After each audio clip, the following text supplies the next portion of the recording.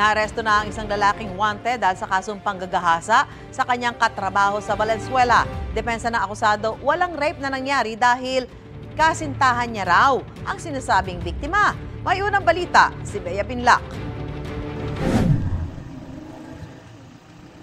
Matapos ang mahigit isang dekada, natunton at naaresto sa Occidental Mindoro ang 30 anyos na lalaking ito na nanggahasa umano sa kanyang katrabaho sa isang burger stand sa Valenzuela. Ang sabi ng victim ay napersa siya at pinuntahan siya sa bahay.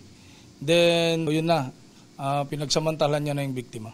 Walang okasyon or anuman, talagang pinasok lang siya sa kanyang tinutulugan.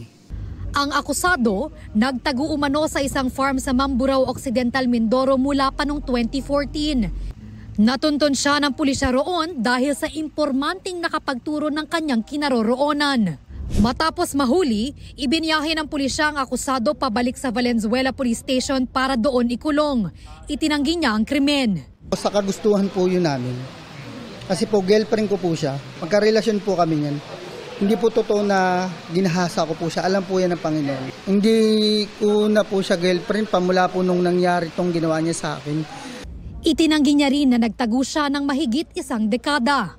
Ay, ang totoo po niya, hindi po ako nagtago. Taga doon po talaga ako sa Mindoro. Non-bailable ang kasong rape na kinahaharap ng akusado. Ito ang unang balita. Bea Pinlac para sa GMA Integrated News. Gusto mo bang mauna sa mga balita? Mag-subscribe na sa GMA Integrated News sa YouTube at tumutok sa unang balita.